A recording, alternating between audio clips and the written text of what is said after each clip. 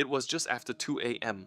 when my Grab app sent me a pickup request from the Mandai Crematorium gates. At first I thought someone had made a mistake. I had been driving for almost 10 hours already, and I was about to go offline. I only accepted it because I wanted one last fare before heading home. The pickup point looked strange, but late night jobs can come from anywhere. Sometimes it's a security guard, sometimes a cleaner, sometimes someone stranded after visiting a relative. So I told myself not to think too much and tapped accept. The roads around Mandai were quiet at that hour. Once I turned in, it felt even quieter than usual.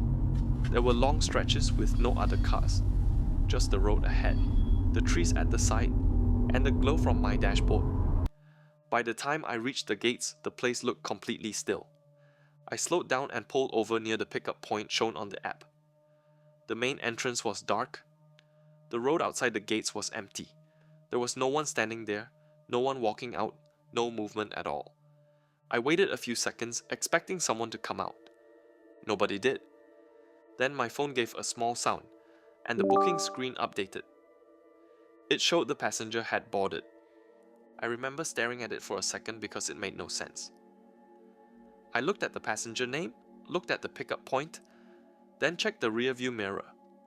The back seat was empty. I even turned slightly in my seat and looked over my shoulder just to be sure. Nobody was there. The seat was completely empty. For a moment I thought maybe the app had glitched. I had seen strange things before. Wrong pins, delayed updates, passengers pressing the wrong button too early. So I did what I probably should not have done. I started the trip anyway. Out of habit, I said, "Hi, good evening," like I always do when a passenger gets in. No one answered. I pulled away from the gates and followed the route on the app. For the first 30 seconds, everything felt normal except for the fact that I was supposedly driving someone who wasn't there. Then the radio changed. I had it playing softly in the background the whole time, just some late night station. Without warning, the music cut out and turned into harsh static. Not loud, but sudden enough that it made me jump. I reached for the knob and lowered the volume, but the static kept coming in waves. That was when I noticed the air inside the car had turned cold. I don't mean slightly cool. I mean the kind of cold that makes the hairs on your arms stand up. At first I thought it was the air conditioning, so I checked the setting. It was the same as before, but the cold feeling was concentrated in the back of the car, like it was coming from the rear seats. I looked in the mirror again. At first I thought I was imagining it. Then, for just a second, I saw someone sitting directly behind me. A woman. She was seated on the left side of the back seat, very still, with her head lowered. Her hair covered part of her face, and she was wearing something pale, maybe grey or white. I only saw her for a brief moment before I blinked and looked again. The seat looked empty. My hands were sweating on the steering wheel by then. I told myself it was exhaustion, lack of sleep, too many hours on the road. I even laughed once, quietly, just to calm myself down. But I could feel that someone was there. The car no longer felt empty, so I did something I almost never do. I spoke again. I said, "Miss, are you going to the destination on the app?" There was a pause.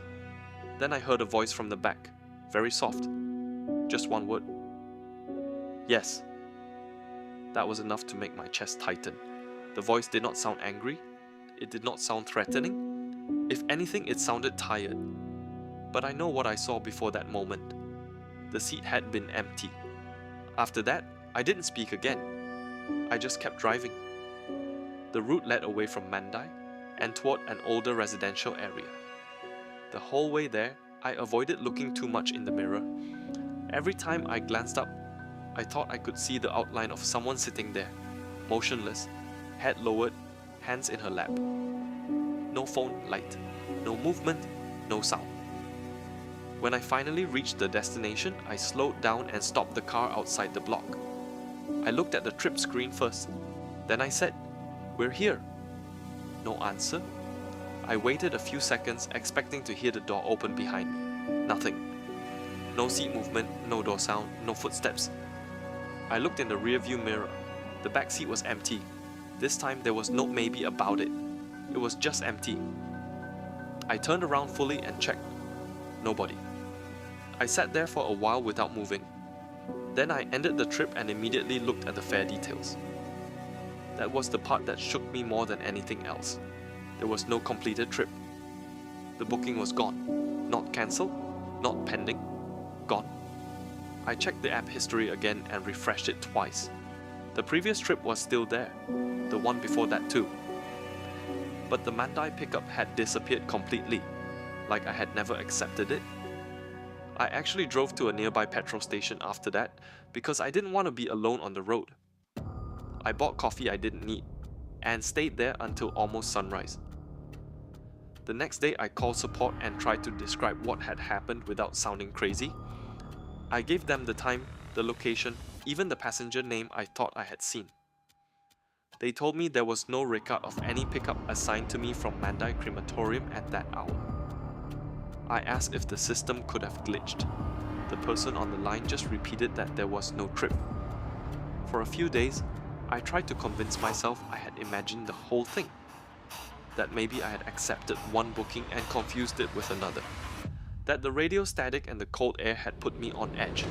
That I had been too tired to think clearly. But the one thing I still can't explain is the voice, because I know I heard someone answer me from the back seat. And ever since that night, I have a rule. If a pickup comes in from a place that should already be empty, I don't accept it right away. Especially not if it's after 2 a.m. and never ever from the gates of Mandai Crematorium.